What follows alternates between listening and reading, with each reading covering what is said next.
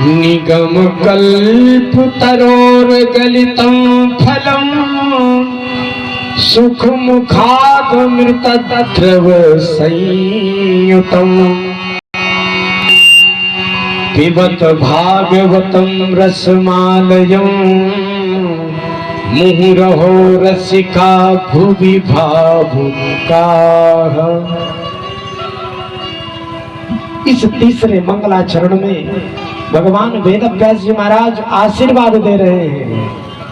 निगम कल्प तरोर गलितम फलम नितराम गमयति बोधयति स निगमो वेदः। वेदों को निगम कहा गया है। क्यों?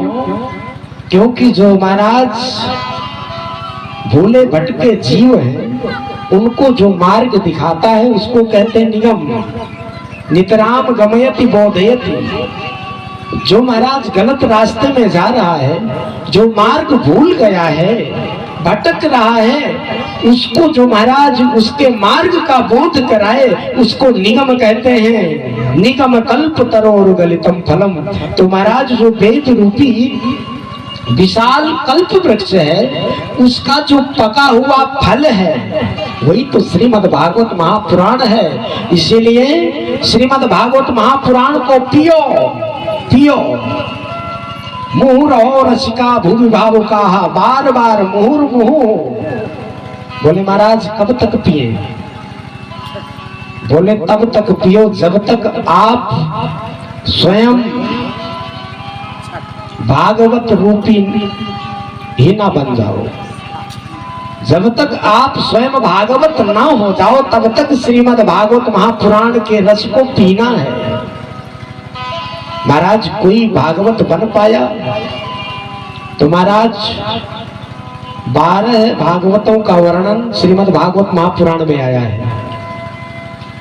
महापुराण में वर्णन आता है स्वयं गुरु नारदो शंभु कुमारा कपिलो मनु। ये जो 12 हैं ये सब लोग भागवत हैं। प्रहलाद, भगवान सुखदेव, ये स्वयं भागवत है। भागवत का मतलब होता है भगवान, भगवान का। वैसे तो हम सब भगवान के हैं लेकिन ये जो हमारा हृदय है ये नहीं स्वीकारता कि हम भगवान के हैं। कभी हम कहते हैं तुम्हारे हैं, पत्नी सामने आती है हम तुम्हारे हैं, बेटा सामने आया बेटा मैं तुम्हारा हूं, बेटी सामने आई बेटी तुम चिंता ना करना मैं हूं ना तुम्हारा पिता हूं। ये मनुष्य ये जीव कितना झूठा है। किसके सामने क्या क्या नहीं कहता है। मैं तुम्हारा हूं, मैं तुम्हारा हूं। लेकिन यदि एक बार कह दे कि प्रभो अहम एको नवे कश्चित नाहम अन्य से कश्चित, मैं किसी का नहीं हूं और ना कोई मेरा है। ये संसार में कोई ऐसा नहीं है जो मेरा हो सके और कोई संसार में ऐसा नहीं है जिसका मैं हो सकूं। प्रभु तुम मेरे हो और मैं तुम्हारा हूं। हे नाथ, हे मेरे नाथ, मैं आपको भूलूं नहीं। ये कब तुम्हारे हृदय से निकलेगा? यदि एक बार भी तुम्हारे हृदय में ऐसी भावना आ जाए प्रभु मैं आपको भूलूं नहीं, समझ लो तुम्हारा ये मानव जीवन धारण करना सफल हो गया। इसीलिए तो मानव शरीर मिला है। गोस्वामी जी तुलसीदास जी महाराज कहते हैं यही तन कर फल विषय न भाई, यही तन कर फल विषय भाई, यही तन कर फल, यही तन कर फल विषय न भाई। भजिय राम सब काम ध्याई, भजिय राम सब काम ध्याई। तो महाराज एक बार हृदय से निकल जाए प्रभु मैं तेरा हूं। इसलिए महाराज श्रीमद् भागवत महापुराण को बार बार श्रवण करो। इसके बाद भगवान सूत जी महाराज नैमिषारण्य की पावन भूमि में बैठ करके 88,000 ऋषियों को ये पावन कथा श्रवण करा रहे हैं।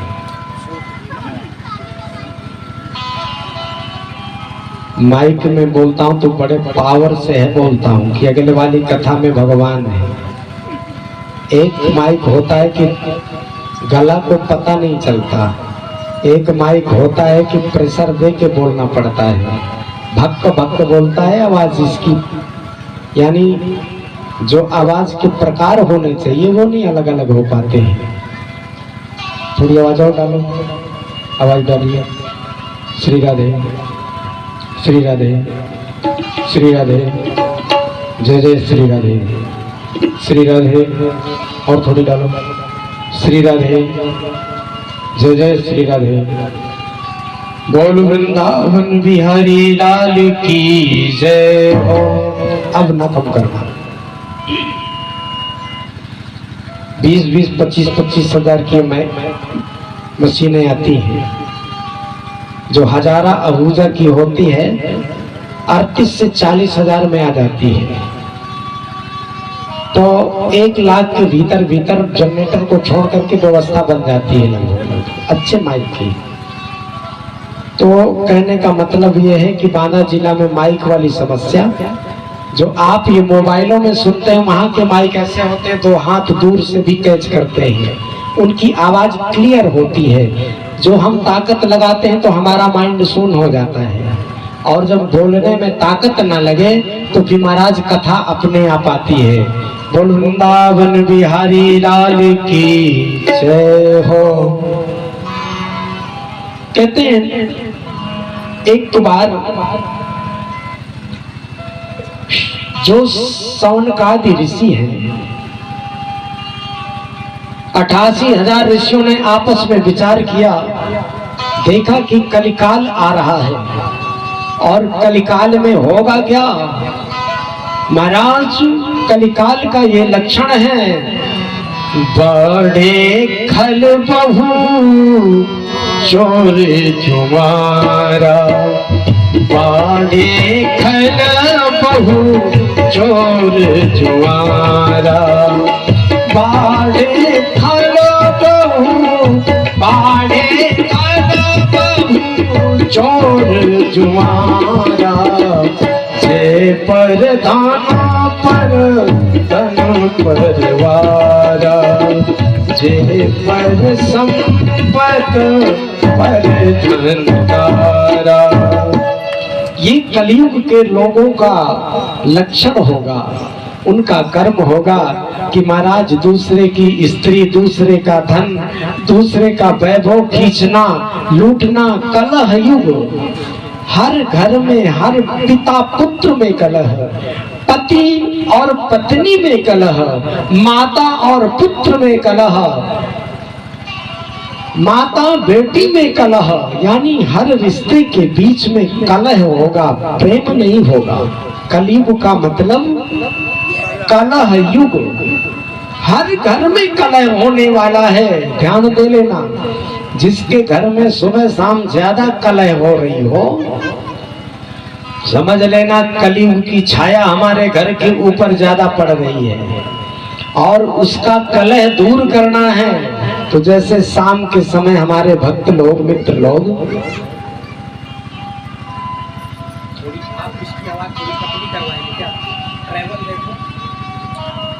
उनको न छेड़ने देना, आप देख लो थोड़ी।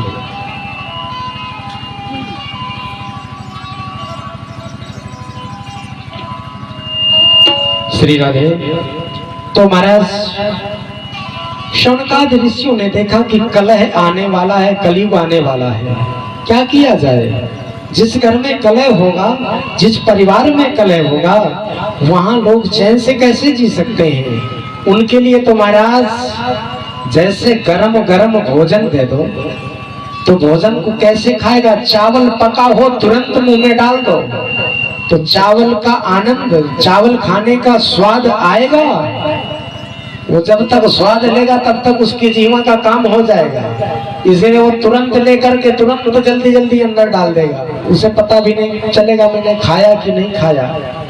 इसी प्रकार जिस घर में कलह होता है उस घर में जीवन जीने का आनंद नहीं आता। वही गर्म भोजन के समान जल्दी जल्दी ये जीवन समाप्त हो जाता है। जीवन जीने का आनंद तब है जब सब कुछ घर में सही चल रहा हो, भले कम संपत्ति हो, पर आप आंखें बंद करके कुछ घंटों तक बैठ सकते हो, भगवान का संकीर्तन कर रहे हो। तो महाराज क्या करें यदि कलह बढ़ गया है? तो जैसे शाम के समय में हमारे भक्त लोग सीताराम की धुनी लगाते हैं, दोरही ग्राम का भ्रमण करते हैं, सीताराम सीताराम सीताराम सीताराम सीताराम सीताराम सीताराम सीताराम।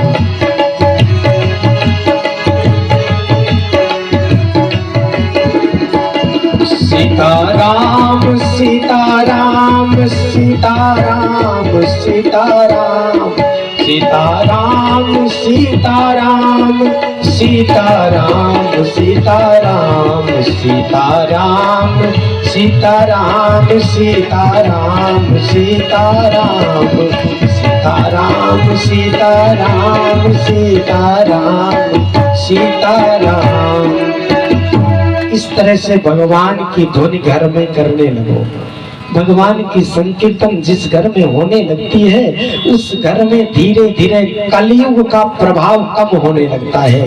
जिस घर में भगवान के नाम का थोड़ी हवन होता है, जिस घर में भगवान के नाम का स्मरण होता है, जिस घर में भगवान का अर्चन वंदन पूजन पाठ दास्यम प्रभो हम तो सेवक हैं और इस घर के इस संसार के स्वामी तो आप हो, उस घर में संपत्ति भी आएगी, उस घर में शांति भी आएगी, उस घर में किए गए कार्य सिद्ध होंगे।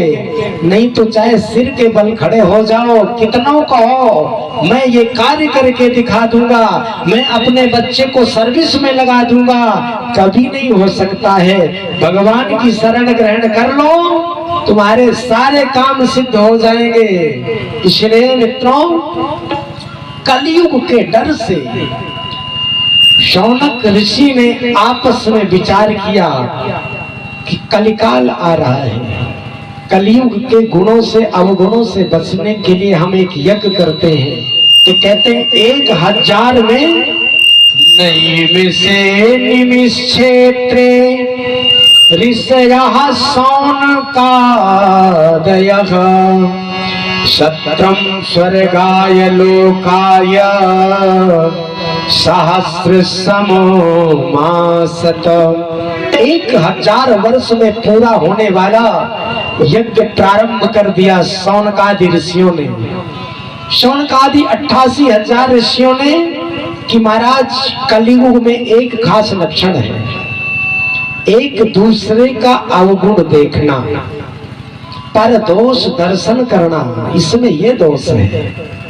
तो चलो कम से कम हम यज्ञ में बैठ जाएंगे तो ये जो कलयुग का गुण है, अवगुण है, ये तो समाप्त हो जाएगा। और जैसे ब्राह्मणों ने, ऋषियों ने, संतों ने यज्ञ प्रारंभ किया, यज्ञ प्रारंभ करते ही महाराज कुछ ही दिनों के बाद बोले, देखो महाराज तुमने जो ये ऋचा का उच्चारण किया, ये जो आप मंत्र बोल रहे हैं, ये मंत्र गलत है, ये इस मंत्र को इस तरह नहीं बोला जाता है। अब महाराज वहां कहाँ यज्ञ चल रहा था, अब एक दूसरे के दोष देखने लगे, कौन कैसा बोलता है। हाँ, तो महाराज पूरे यज्ञ मंडप में 88,000 ऋषि लड़ने लगे। शौनक जी महाराज को चिंता हो गई है, प्रभु ये कलयुग के अवगुण से, ये कलह से बचने के लिए तो हमने ये इतना 1000 वर्ष में पूरा होने वाला इतना बड़ा यज्ञ कर रहे थे, और ये कलयुग आकर के हमारे बीच में प्रवेश कर गया, ये तो हम कलह पैदा कर दिया। हे प्रभु कोई ऐसा महात्मा कोई ऐसा सिद्ध संत हमारे पास भेज दो जो हमारी बुद्धि को बचा ले, कलयुग के अवगुणों से हमें बचा ले। तो महाराज सौनक जी सोच ही रहे थे कि अचानक सूत जी जो 16 वर्षीय हैं चले आ रहे थे। सूत जी महाराज को देख करके 88,000 ब्राह्मण ऋषि खड़े हो गए। वैसे सूत जी कौन है? शास्त्रों में वर्णन आया है, क्षत्रियात ब्रह्म कन्यायाम सूतो भवति जातिता। बहुत लोग एक दूसरे की निंदा करते हैं, ये हमारी आदत नहीं है। जो श्रेष्ठ हैं वो श्रेष्ठ हैं, इसमें किसी को परेशानी नहीं होनी चाहिए। लेकिन जो शास्त्रों में कहा गया है कि सूत कौन है, तो इसको इस बात को भी कहने में आपके अंदर हिचक नहीं होना चाहिए। कहते ब्राह्मण की कन्या का विवाह क्षत्रिय के साथ हो जाए और उससे जो संतान उत्पन्न होगी उस संतान को कहते हैं किस जाति का? सूत जाति का। तो वो सूत जी महाराज कौन है? वही सूत जी महाराज आए, 88,000 ऋषियों ने उठ करके स्वागत किया और व्यास पीठ पर बैठा करके पूजन किया। नैमिषे निमिषेत्रे ऋषयः शौनकादयः सत्रं स्वर्गाय लोकाय सहस्रसमो मासत। बैठा करके प्रश्न किया, पूछा प्रभु आपसे आप आए, बड़ी कृपा करी, क्योंकि व्यास जी महाराज की कृपा आपके ऊपर है। जितने भी ग्रंथ हैं, जितने भी पुराण हैं, समस्त पुराणों का, शास्त्रों का ज्ञान व्यास जी ने आपको दिया है। और धनु वृद्धा बल वृद्धा, आयु में तो छोटे हैं सूत जी महाराज। शौनकादि ऋषि लंबे लंबे आयु लंबी आयु वाले हैं। 1,000 100 वर्ष की लंबी आयु जिनकी, लेकिन वो नीचे बैठ करके, ब्राह्मण होकर के भी नीचे बैठ करके सूत जी महाराज से प्रार्थना करते हैं कि प्रभु, यहाँ पर कहा है, शास्त्र का वचन है कि धन वृद्धा बल वृद्धा आयु वृद्धास्तथे विचार ते सर्वेपि ज्ञान वृद्धा किंकरा शिष्य किंकरा। कोई धन से वृद्ध हो यानी धनवान हो, कोई बलवान हो, धन वृद्धा बल वृद्धा, कोई आयु से बहुत बड़ा हो, आयु वृद्धा, ये सब जितने हैं ते सर्वेपि ज्ञान वृद्धा, जो ज्ञान में बड़ा है वो महाराज सबका गुरु है। किंकरा शिष्य किंकरा, ज्ञानी के चेला के सब ये चेला हैं, जितने बलवान धनवान रूपवान शरीरवान जातिवान, ये सब महाराज ज्ञानी के चेला हैं। किंकरा शिष्य किंकरा। सूत जी महाराज बहुत कम आयु के हैं, लेकिन व्यास गद्दी में बैठे हैं। आज शौनकादि ऋषियों ने तुरंत पूछ लिया, प्रभु यहाँ पर 6 प्रश्न करते हैं कि प्रभु किम श्रेया शास्त्र सारा कहा स्वावतार प्रयोजनम किम कर्म के चोदेशस्य धर्म कम शरणम गतः। 6 प्रश्न किया। प्रभु किम श्रेया, संसार में 2 प्रकार के मार्ग होते हैं। पहले तो थोड़ी देर तक माइक हमारा समय ले गया और इसके बाद थोड़ी कथा को हमने विस्तृत कर दिया, तो हमें कथा थोड़ी देर तक ले जानी है। लेकिन जैसे जैसे मौसम ठंडा होता है वैसे वैसे कथा में थोड़ी आनंद भी आता है। तो महाराज अब यहाँ से 6 प्रश्न प्रारंभ होते हैं। किम श्रेया, शास्त्रों में 2 प्रकार के मार्ग बताए हैं, श्रेय मार्ग और प्रेय मार्ग। महाराज प्राणी मात्र का कल्याण कैसे हो? कहते हैं श्रेय मार्ग वो है जिस मार्ग में चलने से आत्मा तृप्त हो। भले धन ना हो, तन में कपड़े ना हो, घर में खाने के लिए भोजन ना हो, लेकिन यदि व्यक्ति धर्म से चलता है, प्रभु के मार्ग में चलता है, तो जंगल में बैठा हुआ फक्कड़ महात्मा भी तृप्त है, शांत है, उसके आगे पीछे कोई नहीं है, उसका परिवार नहीं है, लेकिन फिर भी वो तृप्त है, क्योंकि वो अपने मार्ग में, सही मार्ग में जा रहा है। किम श्रेया, कहते हैं जिस मार्ग में चलने से आत्मा तृप्त हो वो श्रेय मार्ग है, और जिस मार्ग में चलने से हमारी इंद्रियां, हमारी वासना तृप्त हो वो प्रेय मार्ग है, वो प्रिय लगता है इंद्रियों को। तो महाराज पहला प्रश्न है किम श्रेया शास्त्र सारः, और भगवान कर्तुम अकर्तुम अन्यथा कर्तुम सर्वसमर्थ जगदीश्वर, भगवान सर्वसमर्थ हो करके भी अवतार क्यों लेते हैं? आप यदि कहें कि रावण आदि, कुंभकर्ण आदि, कंस आदि राक्षसों को मारने के लिए अवतार लेते हैं, तो महाराज हम कहते हैं कि जिस प्रभु की इच्छा मात्र से, संकल्प मात्र से सृष्टि का सृजन हो सकता है, उस जिस परमात्मा के थोड़ी सी गंभीरता धारण करने से ये संसार का पालन हो जाता है, जिस परमात्मा की थोड़ी सी भ्रगुटी टेढ़ी होने से ये संसार का प्रलय हो जाता है, तो क्या उस परमात्मा के संकल्प मात्र से इन राक्षसों का वध नहीं हो सकता? क्या इनका विनाश नहीं हो सकता? यदि हो सकता है तो फिर महाराज भगवान को अवतार लेकर आने की क्या जरूरत पड़ती है? ये अवतार लेने की आवश्यकता क्या है? ये दूसरा प्रश्न है। किम श्रेया शास्त्र सारः का, महाराज शास्त्र बहुत है, शास्त्रों का यदि वर्णन किया जाए तो कहते हैं पहले पुराण, 18 महापुराण, 18 उपपुराण, और इसके बाद 18 पुराण, अब फिर इसके बाद अति पुराण, ये 4 हैं, फिर उनके अंदर भी खंड हैं। यदि भारत की साहित्य की श्रृंखला देखी जाए तो महाराज कई जीवन बीत जाएंगे फिर भी पढ़ा नहीं जा सकता, और अन्य जितने धर्म हैं उनके एक एक ग्रंथ हैं। मुसलमानों से यदि कुरान को छीन लिया जाए तो उनका सब कुछ पुराण हो जाएगा,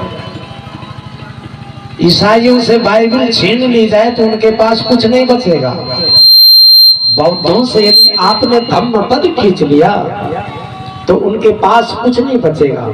लेकिन जो हमारा भारत का हिंदू धर्म, ये जो सनातन धर्म है, इसमें महाराज इतने अनंत शास्त्र हैं कि 1, 2, 4, 10, 15, 50 खींच लिए जाएं, जला दिए जाएं तो कोई फर्क नहीं पड़ता है। कहते हैं महाराज नालंदा के विश्वविद्यालय में, नालंदा विश्वविद्यालय में जैसे ही महाराज नालंदा विश्वविद्यालय में मुसलमानों ने जब आक्रमण किया तो आग लगा दिया। 6 महीने तक पुस्तकें धा धा करके जलती रही। कितनी पुस्तकें नहीं होगी। हमारा भारत ही ऐसा था जो महाराज ग्रहों से दूसरे ग्रह तक जाने का सामर्थ्य रखता था। लेकिन अंतर्ग्रह यात्रा नाम की पुस्तक है।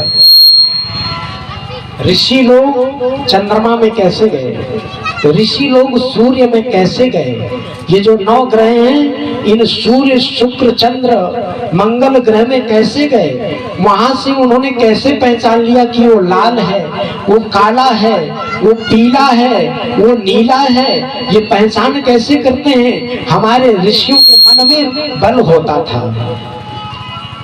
अब महाराज शास्त्र बहुत है लेकिन मनुष्य का जीवन बहुत कम है, तो समस्त शास्त्रों का सार क्या है।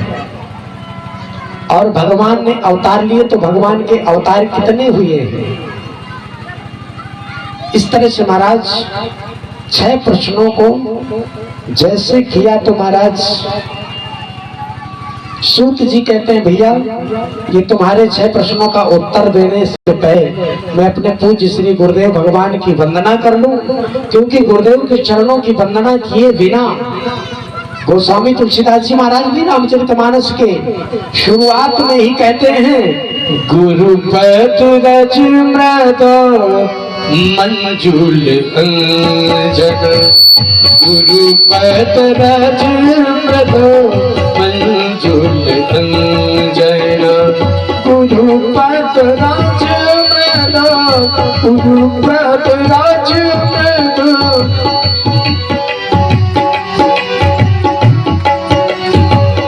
गुरुपद रज मृद मंजुल अंजन, नयनामियाग्रह दोष विभंजन, नयनामियाग्रह दोष विभंजन। गुरु के चरणों की जो नजर लगाता है, प्रसंग तो बहुत इससे जुड़ते हैं।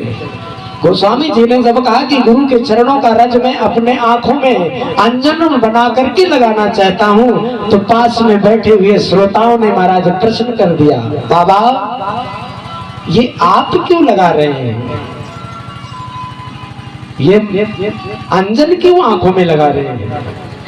क्योंकि अंजन तो 2 के लिए लगाया जाता है ना, या तो आंखों की खूबसूरती बढ़ाना हो तब अंजन लगाते हैं, या तो फिर महाराज आंखों में कोई दोष आ जाए तब अंजन लगाते हैं। तो आप क्या करना चाहते हैं? गोस्वामी जी ने कहा जो आपने बाद में कहा कि आंखों में दोष आ जाए तो गुरु के चरणों का रज का अंजन बना करके अपने आंखों में लगा लो, तो क्या होगा महाराज? बोले यही दोष आ गया है मेरी आंखों में। दोष क्या है? बोले जो है वो दिखता नहीं है और जो नहीं है वो दिखता है। बहुत बड़ा दोष है। सामने कुआं हो, सामने पहाड़ हो, सामने खाई हो, पुला हो, वो दिखे ना, और जहां नहीं है वहां दिखे, जहां थाली है वहां थाली ना दिखाई पड़े, थाली भरी हो तो खाली दिखाई पड़े और खाली भरी दिखाई पड़े, कितनी परेशानी है। गोस्वामी जी कहते हैं हयने रे दिखत नहीं नालत ऐसो जिंद, तुलसिया संसार को भयो मोतिया बिंद। है नेरे दिखत नहीं नालत ऐसो जिंद, तुलसिया संसार को भयो मोतिया बिंद। संसार को मोतिया बिंद हो गया है। मोतिया बिंद का तो यही लक्षण होता है ना महाराज। चंद्रमा एक है लेकिन दिखाई 3 पड़ते हैं, 4, 5 उंगली एक दिखाओ, पूछो तो कहता है 4 उंगलियां दिखा रहे हो। गोस्वामी जी कहते हैं हमारी आंखों में यही दोष आ गया, मोतिया बिंद हो गया है। तो बोले महाराज मोतिया बिंद ठीक कैसे होगा? परमात्मा सब जगह है, परमात्मा दिखता नहीं है, और संसार नाम की कोई चीज नहीं है तो संसार दिखता है। वही उदाहरण जैसे घड़े में मिट्टी ही मिट्टी है, घड़ा नाम की चीज ही नहीं है, लेकिन वहां पे हमें घड़ा दिखता है, मिट्टी के दर्शन नहीं हो रहे, दिखती तो मिट्टी ही है। जैसे रात में रस्सी पड़ी हो तो वहां पे रस्सी नहीं दिखाई पड़ती, वहां पे सर्प दिखाई पड़ता है। यही दोष हमारी आंखों में आ गया है, बुद्धि में आ गया है। गोस्वामी जी कहते हैं तो इसका इलाज क्या है? यदि मोतियाबिंद हो गया तो इसका इलाज एक ही है कि सतगुरु साचा वैद्य है, औषधि है सत्संग। अज्ञान सलाका जब लगे तो कटे मोतिया बिंद। गुरु के चरणों का रज लेकर अंजन बना लो और उनके वचन रूपी बचनों का महाराज अमृत रूपी बचनों का अंजन बना करके आंखों में लगाओ। सतगुरु साचा वैद है, औषधि है सत्संग। अज्ञान सलाखा जब लगे तो कटे मोतिया बिंद। इसलिए गुरुदेव के चरणों का थोड़ी वंदना कर लिया जाए। आगे है शरण तेरी